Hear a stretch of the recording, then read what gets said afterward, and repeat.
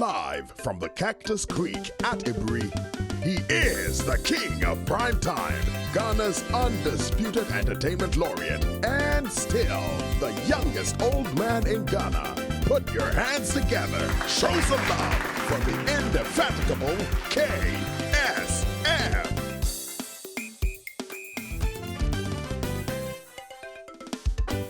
The KSM Show.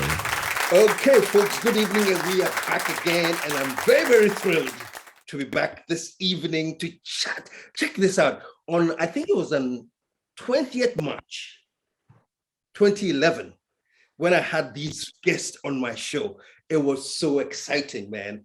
I remember, went for production meeting, and the producer said, "Oh, I've spotted this lady, KSM. She always comes to your show, and she has cerebral palsy, and she never misses any show you do." I'm like, "Really?" They said, "Yeah, so they actually said, we're having a production meeting. They said, "No, we should have her on as a guest. She's always at your shows." So anyway, I think I called her.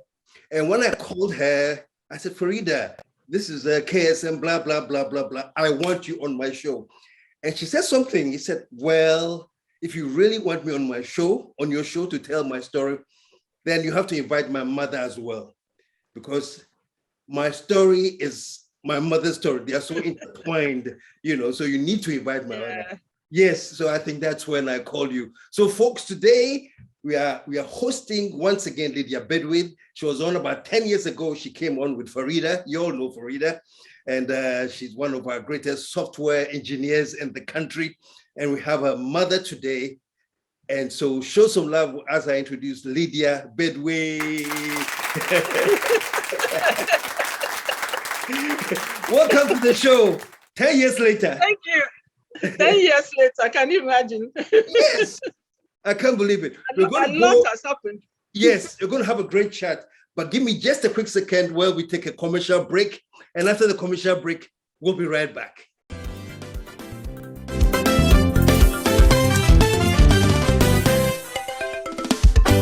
The KSM Show. For the whole month of November, we are running an Ojra promo.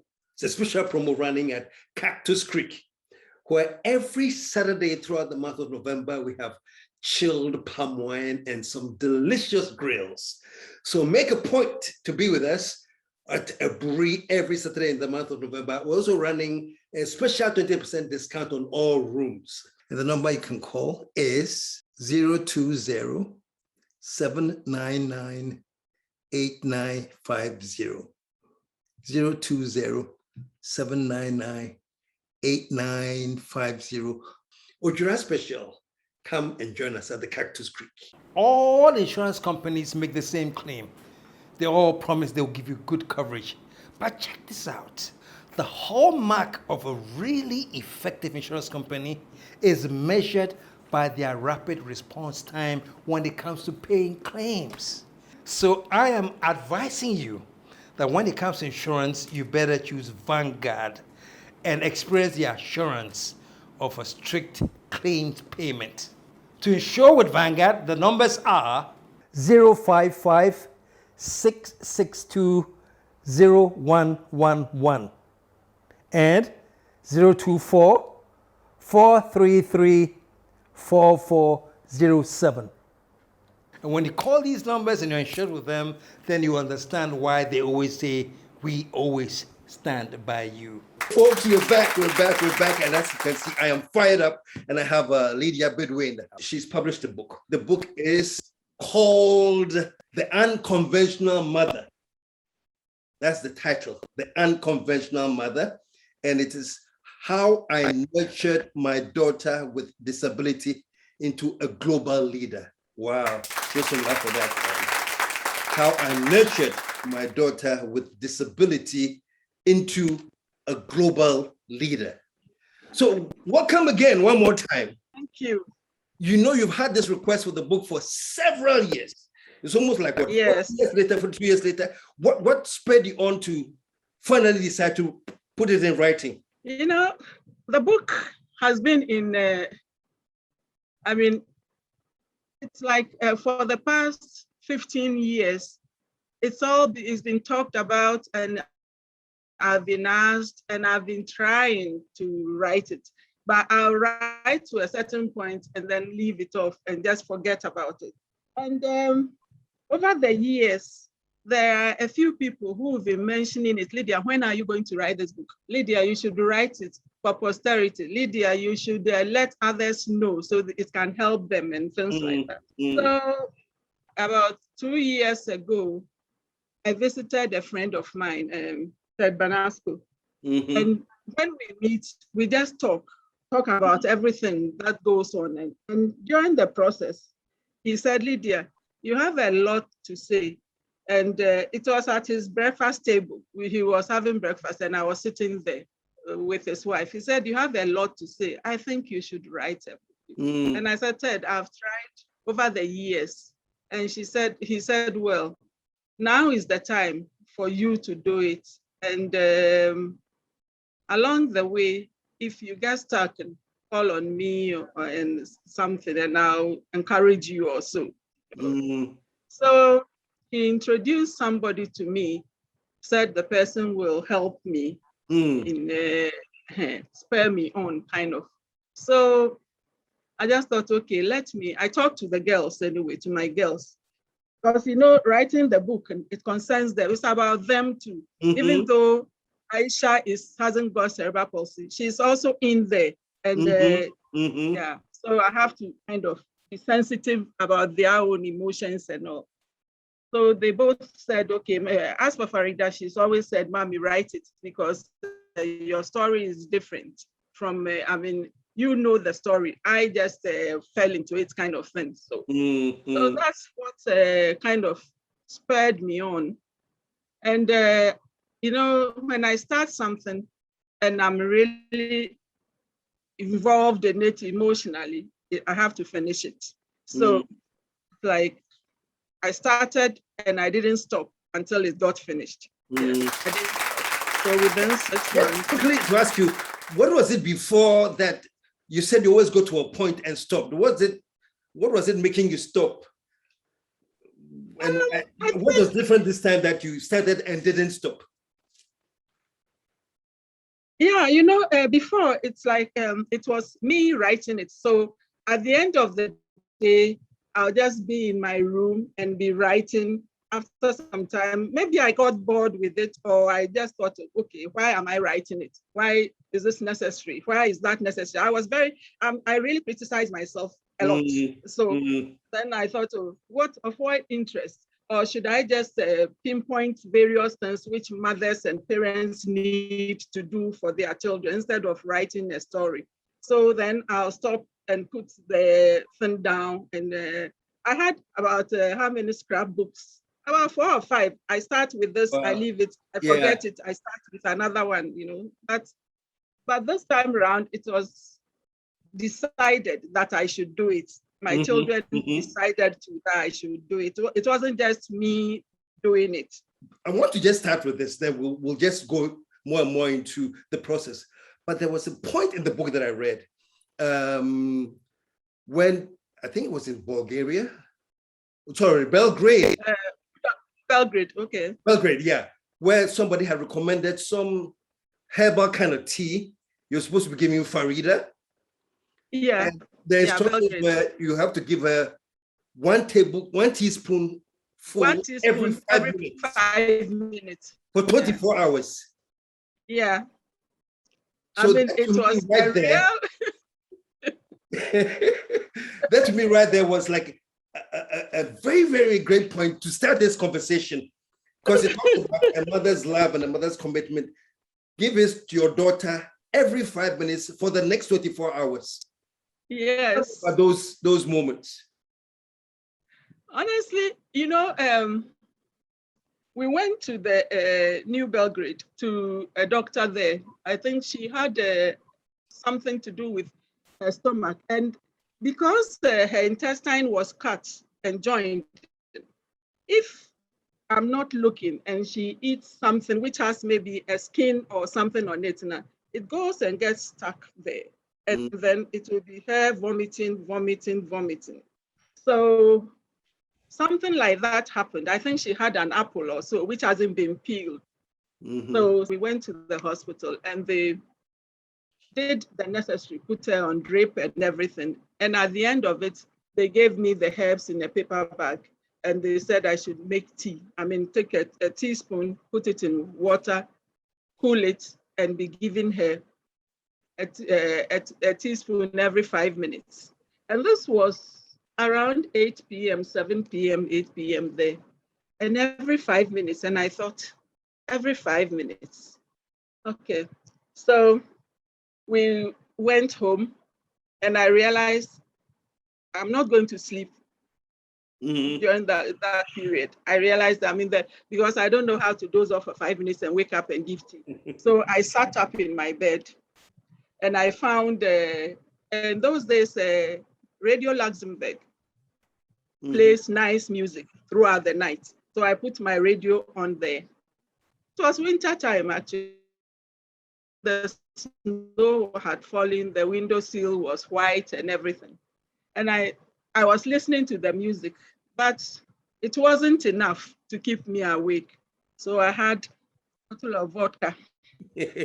I really had vodka and cheese, right? Does that keep you awake? Cheese, I didn't want to be drunk. I kept on drinking and chewing cheese, drinking and chewing cheese. And by the time it was 8 a.m., I mean, I didn't know where I was. It was surprised. It kept you up. You know, I thought the vodka would have knocked you. It kept me up. It really kept me up. I mean, she was sleeping, but I wake her up and put the teaspoon into her mouth, and somehow she swallowed it. And yeah, but you know, through it all, I didn't feel it was a burden. I don't know how to put it, but I felt like I was taking care of my daughter. I was, and in any case, from the beginning, I had always prayed that she becomes like everybody else. I mean, I wistfully look at children, and I wish my daughter can also be just active and involved, very involved. And that was what I was aiming at, to get her to be like everybody else. To be like Aisha, to be like everybody else. And that's also very, very clear because I remember when they told me, and they told me with surprise that, oh, she always comes to your shows, and they were talking about how she couldn't walk and she got aid to walk, go up the stairs to watch the show. So it just gave me the thinking right then that you wanted her to be like everybody else. It has to be. So anywhere I'm going, she goes. Anything happening, Trade Fair. I mean, many people knew as Trade Fair. This woman brings her daughter there every time. Yes, because she has to be involved in something. Based on that, let me rewind again and go to her birth. Yeah. Okay, when you're in Lagos and you give birth to her. And you said instinctively you knew that there could be something wrong with her. So 6 months into your pregnancy, you sort of had, I don't want to give too much of the book away, but you talk about some of these things. And I wanted to ask, what were you feeling? 6 months into the pregnancy, I one night just had a strong panic attack, and it all went into the stomach where my tummy felt there was something wrong, but it didn't occur to me that there was something wrong with the baby. I thought it was with me. And so from 6 months to the term, I thought if I had this baby, I'll die. You know, that is how I felt. I felt I wasn't going to make it. So you thought you were not in good shape physically, you as the mother? No, I was in good shape physically, but I thought I knew something was wrong. And that's something being wrong. And I thought it was with me and not, I never thought it was the pregnancy. I never thought that, no. Not me. And I thought I wouldn't make it. And that was why when she came out and the midwife said, oh, Mrs. Bedwei, congratulations, you have a baby girl. And I went like this, I'm alive, I'm alive. And the woman thought, but what is wrong with you? I just kept on going all over me that I'm alive, because I didn't think I was going to make it, not knowing that it was the child who had the problem and not me. What also you noticed is that when you gave birth to her, She wasn't crying. She wasn't eating. No. And so that was She wasn't. a red flag to you. That She was smiling, looking at me and smiling all the time. And she had her hair all over her face. And so because she wasn't crying, she wasn't eating, I tried giving her water. And every time I lifted her up, the bed was wet. So it meant the water came out. And I was really puzzled over that. I was really puzzled because I was giving water and I've had a child before. So at least the child should make a noise or something. But this child was not making any noise, was just looking at me and just smiling. So when you were told, you have this newborn baby and that she had problems with the intestines because they were blocked and that she needed surgery, what hope did you have that she'd get through it? Especially considering the fact that there were 6 babies in the incubator where she was and 5 had died. What kept you going? This thing, the hospital didn't discover that she had a problem. I just felt that there was something wrong. So when my pediatrician came to the hospital to visit, I told him there was something wrong. And I told him what was happening. And he said, oh, okay, he will let them wash her stomach. So I think after the washing of the stomach, it didn't correct itself. So I told that hospital, the doctor attending, that I needed to be discharged the following day. And he agreed to discharge me. But as soon as he discharged me, when my husband came for me, I told him we are not going home. We are going to the teaching hospital. So that Sunday, we drove straight to the teaching hospital. And I went and looked for my pediatrician. And he took the hair from me. It's a Sunday, so there wasn't that much activity going on in the hospital. He took hair from me. I sat on the pavement and he took her into the x-ray place and he went and did the x-ray. And then he came out and told me, landlady, what I feared is what has taken place, that the intestine is blocked. But a new surgeon had come from Canada, pediatric surgeon. So he was going to look for him. So he gave her back to me and he left to go and look for the surgeon, and apparently found him in church, and he agreed to leave the church and come. So that's when they came, and I never saw the surgeon anyway. They took her away, and after 6 hours, the surgeon came out and looked for me. He came out and looked for me and told me the operation is over and that they will bring her out soon. So I said, oh, how was it? And he said, well, have I seen a sheep or goat or whatever intestine before? I said, oh, yes. He said, well, those intestines were grown-ups, not baby, but this is 2 days old. So the intestine is very tiny, that they have done what man can do. And so the rest we have to pray to God. And I said, since when did you doctors leave things to God? He said, this one is God and nobody else, because to sew the intestine of a 2-day-old baby and join it, they don't know whether they've been successful or not. So we have to wait 10 days for air bubbles to pass through it. That's when they will know that it has been successful. So let me ask you this, all through this, she hadn't eaten? No. I think they put the drip or so on her, but the first 2 days before the operation, she didn't eat anything at all. I was just trying to give her water, but the water was even coming out. When you read the book, this is just the beginning. So this was just the beginning, and that the very early stages when she spotted this, and this was to carry on for the next 30 years of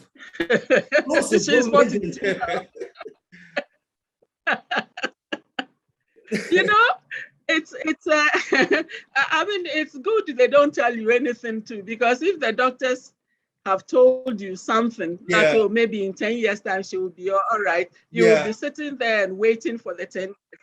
It's just like a certain part of the book in Belgrade. The woman's son is 12 years old, and the woman is telling me I should be patient, that the son is 12 years old. He's now lifting himself off the floor. And my daughter was 2.5 years old. And I went home and I was thinking, so I'll have to wait 10 whole years before she lifts herself up the floor. When we were going through that, were there moments Yeah. that you were discouraged? Were there any fears? Am I going to have to wait for 10 years to get her to walk? You know what happened? When she was 10 days in the incubator, my mother came to the hospital with me, looked at her, and she told me, Lydia, God has chosen you out of 1,000 women and has given you an assignment, and that if you do a good job, he will bless you. So as the years were going by, I kept on asking God whether I haven't done a good job. When is my blessing coming? But at least, you know, what my mother said stayed with me. Now, this is out there. Many people watching you, many who have children with the same problem. What is your what is your word to them? Before that, what do you want people to get out of the book? When people read the book, what do you want them to get out of it? First and foremost, accepting the situation, that this is what I have to deal with, and not living in the cloud as if it will go away tomorrow, it will go away. You have to accept that this is a long-term situation, and there is no magic, there is no quick fix or anything. You know, once you come to terms with that, and then you buckle down, you have to come to terms with that. People have children who are 12, 13, 14, whatever, and they still haven't come to terms with that. They feel like, let me take the child to Auntie Lydia and she will be all right. And when you come, I tell you the honest truth, that there's no quick fix. Because even with Farida, even her fingers, I had to be turning them 24 hours. They said that in Belgrade Army Hospital, they told me, even when you get a visitor and you are giving the visitor some refreshment, let the visitor be doing the exercises with the fingers whilst you are. And they told me clearly too that I come to the hospital for 1 hour, 23 hours I'm with the child. So I am the one who has to be doing the therapy and not them. And so I have to learn. I have to learn how to do it, so that I can be doing it. And then I go every week for them to assess where we are and teach me new things. You know, it's a hands-on job. It's not a do it a little, because they need routine in their lives. Farida had routine, her eating times, her teaching times, her sleeping times. You have to have routine. And the routine, it's not only because of the child, it helps you, the parents too, because then you know when you can have time to do a little thing here and there, a little thing there, you know. You have to have routine. So if I get it right, mothers have been coming to you, mothers with children with the cerebral palsy come to you to see how you did it with Lydia. Sorry, Farida. Farida's NGO, the Share Care group, which she's part of, they rented a bus and they brought the mothers, and then the mothers and the children, for them to come and see me, so that I can at least direct them as to how to, what to do. Because, you know, you see equipment, but it's not always, it's not a question of being able to afford the equipment, or because you can improvise, use something else. And that's what, when I came to Ghana, I went to social welfare, and I told them about being able to do certain things, create certain things. And they showed me their center in Palladium next to the Methodist Church. I went there a few times, nobody came. But then they directed one Scandinavian, then Danish guy and his Tanzanian wife to me in my home. I help them. I organize the bolster chair for them using wood and foam and leather. I got a carpenter to do it for them so that they can use it for the child to do the exercises, just as Farida was doing in Miami. So, yeah. Okay. So they come. Yeah. We're going to take a short commercial break. When we come back, I will ask you about more about this in terms of how people can do it. Stick around. We'll be right back.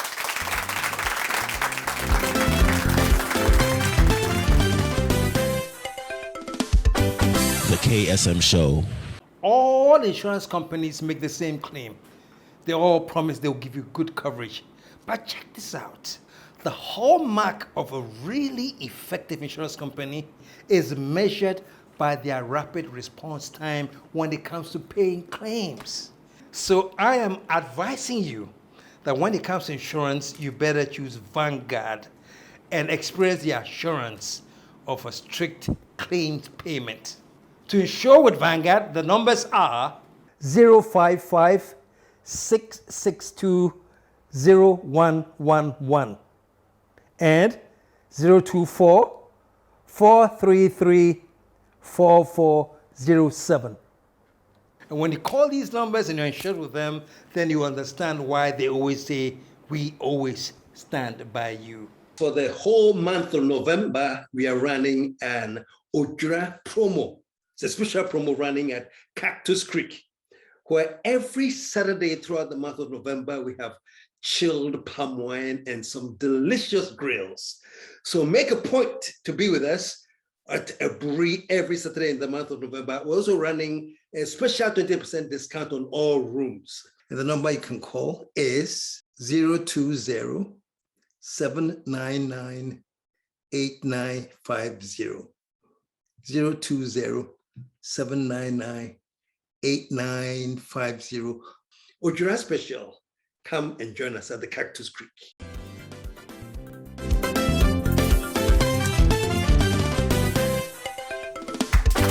The KSM Show.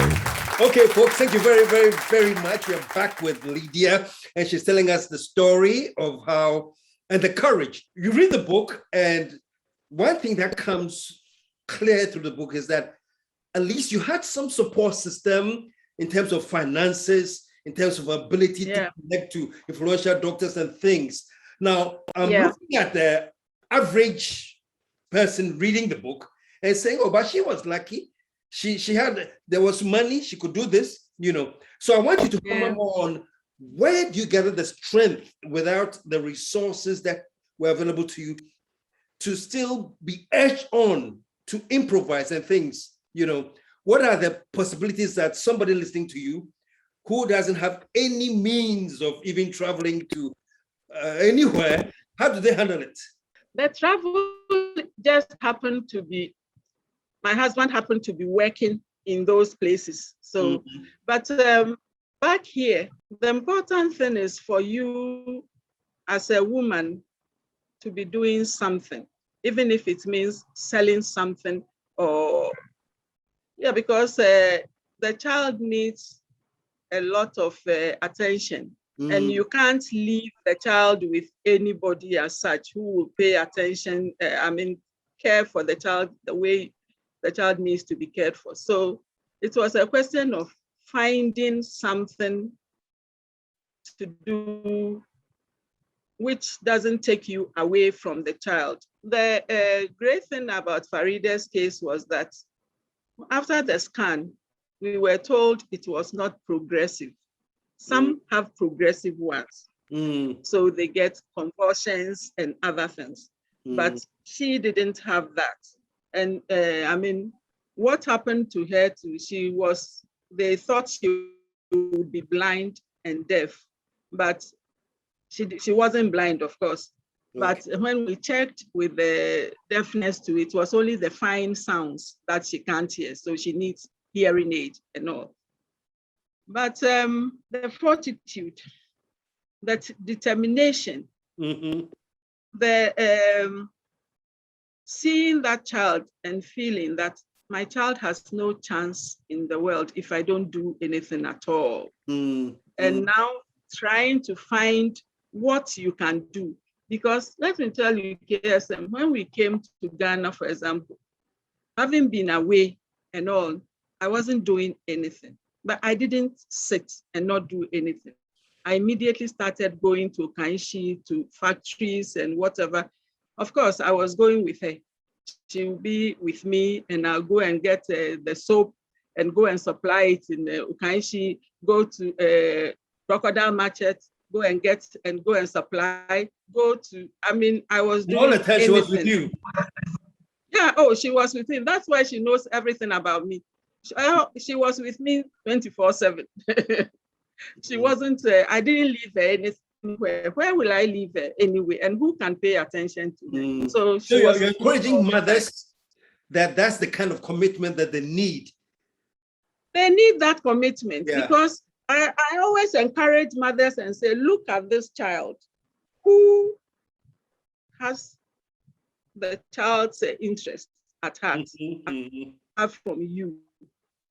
And if you don't have it at the child's interest at heart, then the child is doomed. Because if you who gave birth to the child cannot be committed to that extent, then really the child is doomed. They need a little bit of commitment. There's no quick fix.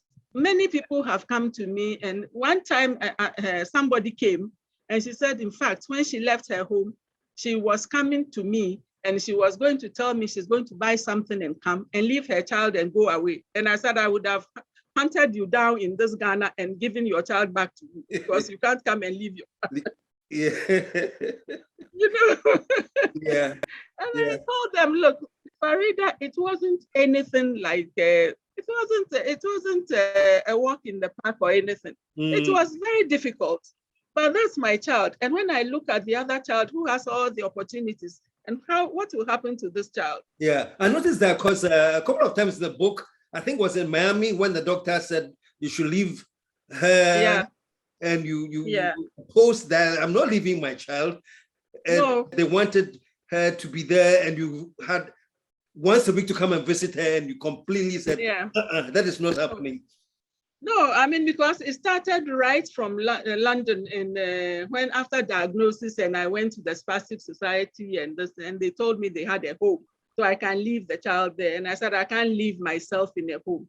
And they said, what do I mean? And I said, well, if my child is there, how do I eat when I don't know my child has eaten? Well, how do I mean, I just can't do it. And they said, oh, they thought it will help me. I said, well, the help I need are these pamphlets and these things that I'm collecting. Reading the book, and folks, that's why I'm encouraging everybody to buy the book, is that what I gathered was that you do depend a lot on facts, the science, the studies, the research. You look deep into them, and you really, really do depend on that. And we are also in a society that most of these things, we look at it on a very spiritual level more than the science of it. Why did you not leave it at? When she was operated, those days there was no internet, and my pediatrician gave me access to his office. So I would take his books and refer to the pages where the problem was and read. So I was reading what it was, because I wasn't going to leave anything for the doctors. I'm O negative and my husband was A positive. So there was rhesus incompatibility, which I didn't know anything about before I had Aisha. But the day I had Aisha and she came out, I used to subscribe to so many magazines, you name it. If I don't have it, it hasn't been published. So, this magazine came, and it was at the hospital, and I saw this rhesus incompatibility there, and I realized, God, I'm in trouble. So I told my obs and gynae specialist that this is what I've read. You should have given me an injection as soon as I had Aisha. How come you didn't? And he said, oh, he forgot. And the way he just said it off the cuff, I forgotten. And this is a life-threatening thing. I just decided that I needed to know before the doctor tells me. So, even with me personally, when I'm going to see a doctor, I write a list of the questions I have. And when I get there, I'll ask the doctor the question. So when my women's opened, for example, the doctor who opened the place, every time I go, I'll ask him, I saw this, I read this, I did this. So subsequently, when I get there, he will say, bring your list before I examine you. So the questions, and I tell mothers that they should question the doctors. They should question when the doctor gives you medicine, ask, this one is for what? That one is for what? What is happening? Ask. And I even give them examples that, let's say you've gone to the doctor's surgery and he's sitting there and you said good morning, he said good morning, and you both look at each other without saying anything. How will he diagnose anything? You have to say what you felt, how it is, what it is. Because up till today, when I go to a doctor, I'll tell you every single thing that went on. So one doctor said, I make diagnosis so easy because I explain everything to them. So all they have to do is to just write. Most Ghanaian doctors don't want to be even asked. I know. I am very aware. And that's why I try to encourage the women, because they will say, the doctor will say you are too low. And that's why this example came, that when you go and you sit there and so I tell them that, look, don't go full frontal telling the doctor A, B, C. Tell the doctor, I saw something. I'm not sure whether it's true. So then you say, you put your points across. So then the doctor will still feel you are looking to him to give you the right answer. Yeah. So it depends on the way you approach the issue. It's the language. The language. It's the way that you communicate. It's the way you communicate. You have to, because look at me in Miami, when the doctor says, I'm going to leave your child, go out, whatever. And I said, oh, I won't go out. He said, go out. I go out, I stand behind the door.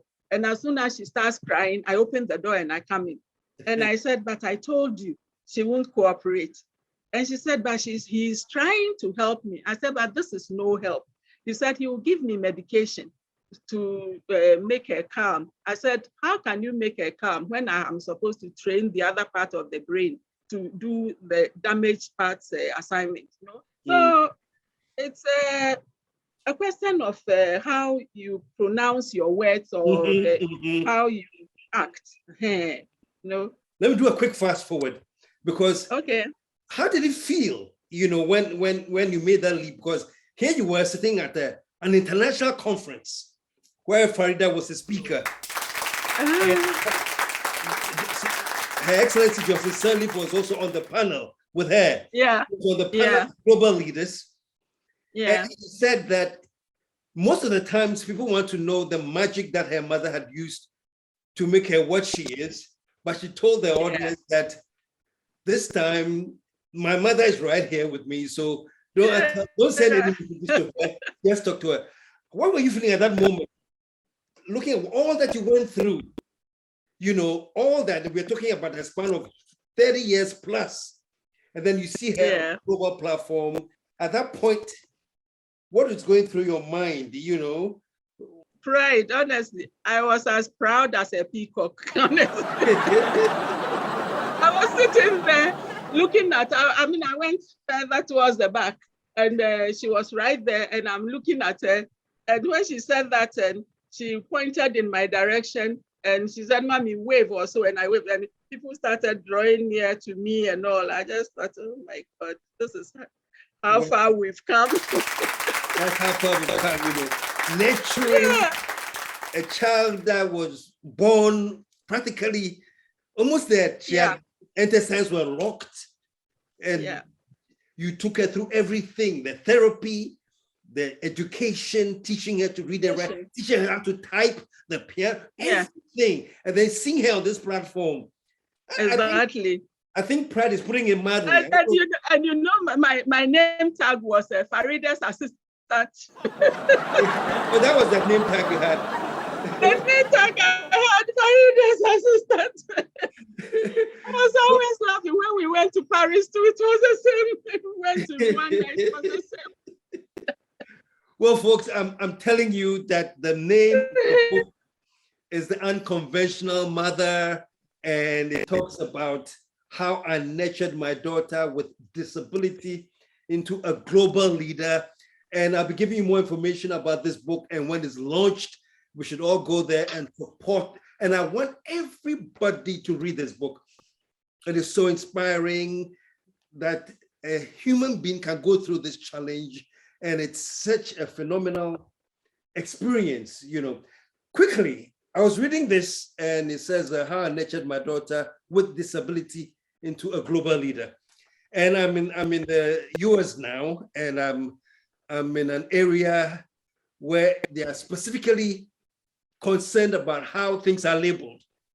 So now they say there's nothing called disability, but it is rather a person who is differently abled. How do you react to this? What's your reaction to it?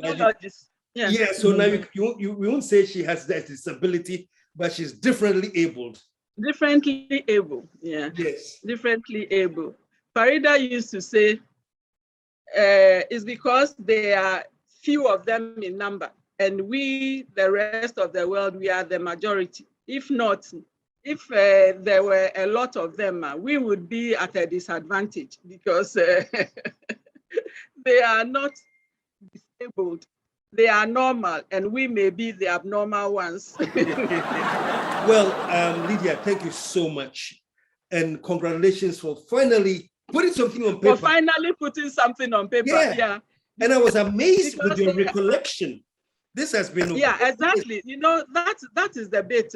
When I wrote it and they brought the first draft or so, I realized I have missed certain things and I added them. And you find, and I realized that I was forgetting, and that was why it was important to write, because I was forgetting certain aspects of it. And of course, I was also being cautious as to what to write, because Aisha may not want something written. Okay. Farida will, that kind. So I had to be really, like every chapter, I send it to both of them, read it, correct what you don't want in it, what you want in it, and that's how it came to be. Yeah. After you've been through everything, the energy, the emotional energy, the spiritual strength, everything, and you've gotten to a point where you're very happy that at least my work is paying off. And then she went through a relapse. Oh, 2016. 2016. What was going through your mind then when she relapsed? Was that a point where you say, my dear, I've done my best, what is happening now? Did you give up, or you found more strength to go ahead? No, there was no giving up. When the thing happened and I realized what was happening, and we rushed to 37, and I put her in a chair. And by the time I was talking to the nurse, she was on the floor. And that's when I saw the enormity of what has happened. I didn't realize all her muscles were gone, kind of. So she was just there, And I tell you, at that time, my pressure was 200/160. Wow. And I was in a state myself, but that was on the back burner. We were able to go through it and get to the ward. And when the neurologist sent for me, she was having a clinic and sent for me. Even walking from Yasantua to the clinic, it was a problem. Because as I told you, my pressure was so high. I managed to walk and get there. And then she told me, the only thing that can be done is surgery. And so she was going to get the neurosurgeon to come and see us in the ward. So we were going through the motion. The neurosurgeon came, told us what was needed. He was going to transfer us. He has surgeries on Mondays and Fridays. Promptly, Farida said Monday. And this was Friday. Wow. And the surgeon says, oh, it's a short distance. He now has to look for the anesthetist because Farida is a G6PD. So he has to look for the anesthetist to find out what medication he will use to inject her and all that. So then the way Farida was insistent that she will have the surgery on Monday, and he called me aside and he said, well, normally people are afraid of surgeries, but he's never met anybody who is so anxious to have the surgery. Wow. So he was going to see what he could do to make it happen. And then he gave me Saturday, I should go and do the scan, the X-ray, and do the ECG. I should go and do that, see to it that is done. And then Sunday he will come and we will see. He is also going to find the anesthetist who can do it. The thing. So, you know, it was a busy time. But meanwhile, well-meaning friends who heard and came, like, Lydia, you should have a second opinion. You should have a third opinion. But I was very calm. I don't know why. I was very calm. I felt like I'm at the right place. So even one person went to go and find out about this surgeon who was going to do the operation. He went the whole day. I didn't hear from him. The following day, Sunday, I called him. He said, nobody knows anything about him. I said, it's okay. So I wasn't alarmed, kind of. You know what I said? When the whole thing, I looked at the situation and where it's going and what was going to happen. I just said, God, glorify yourself again, like you did when she was 2 days old. And that is what I said. And that is what the 6 hours, they said the operation will take 3 hours. It took 6 hours. 6 hours when I was sitting at the theater entrance. I kept on saying, God should glorify himself. God, glorify yourself again. Glorify yourself again. I sat there for the 6 hours. I didn't move an inch. It does look like we have some very, very good doctors, because that was quite a complicated surgery they did in 37.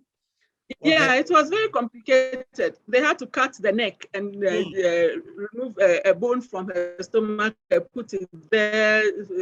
The disc has shifted and they have to push the disc and bind it with screws and metals, titanium plates. There's titanium plates in her neck. Yeah. And all of that was at 37. All of that was in 37. And the doctor who nobody has heard of was able to do a wonderful job. He was able to do a marvelous job there. When he finished and he came out and he opened his arms to me and I went to the theater entrance and he said he has finished and that even moving right there on the operating table, something she couldn't do. But as soon as the thing was put there, it was moving. Wow. Yeah. Well, I know it's a big up to the doctors in Ghana who performed that surgery in that short time. Yes.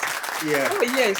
Your final words, Lydia, to parents who also have differently abled children. They should show them a lot of love. They should be patient with them. You know, you can't rush the children. Even a normal, so-called normal child, you can't rush. So how much more this one who sees everybody around doing something? They need a lot of, because you have to build that confidence into them. You see, with Farida, for example, she had so much confidence. In this house, we don't say I can't. We always say I'll try. So there was no I can't in our vocabulary. Whatever it is, you will try it. So they need more self-esteem than the normal people. They need the confidence. You have to build them up so that when they face the outside world from the sanctuary where you put them, they won't be afraid or they won't be, they will be able to dare, to attempt, to try, to do what others are doing, to be able to imitate various things, you know. Show them love. The love is so important. Love, I'm not saying it conquers all, but it builds the child up. Farida has a lot of love in her because she was shown love. There was no way she felt different from Aisha. There was no way. When she was asked by the child psychologist, she said, Mommy lets us do everything together. It's just that when Aisha is running with her friends, I can't run with her. That's Okay. Fascinating. Lydia, thank you so much. And my pleasure. keep us. I'll be in touch so that we know when the book is being launched, and then we can also help promote it more through our media. But folks listening to this, I got my copy. Fortunately, I got it from Amazon. From Amazon. Yes. Oh, okay. Yes. When Farida told me, I said I have to get one and read before we talk. But Read before the interview. Congratulations. It's a fantastic piece of work. And I'm glad we had a chance to talk today. And I'm so glad too. yeah, as soon as I'm back, we'll link up and we'll take it from there. Okay. But stay blessed. You've done a great job. And my daughter here asked me a very interesting question that I should ask you. She said, are you aware that you have your one-way ticket to heaven guaranteed? I said, okay, I will ask you if you are aware of it. That means I have fulfilled God's assignment He gave me. Yeah, I've done it. Yeah, you know, when Farida was 21, and that early hours of that morning, around 2-3 a.m., I felt like the umbilical cord is being cut. And I held my stomach, I was feeling pain, and then clearly he told me he has taken over. And I went to her room and I told her, I woke her up and I said, he said he has taken over. And she was even in tears. But since that time, I realized he has taken over. I haven't worried until 2016 when this thing happened. But then I remembered that he has taken over. So I wasn't afraid. That's one thing that baffled me too. There was no fear in me. I just kept on saying, glorify yourself, glorify yourself, glorify yourself. And he did. That's and he did. Because everything is to his glory. Thank you very, very much for this interview. And once again, the book is The Unconventional Mother. We've been talking to Lydia Bedwei, who wrote this book, and it's an absolutely fascinating book. We'll tell you about the launch, and then we'll tell you about everything regarding this book. So until we come back next week, I have to say thank you again to Lydia. You're welcome. The rest of you. My pleasure. Thank you very much. Rest of you in Ghana, until we come back next week, I am out of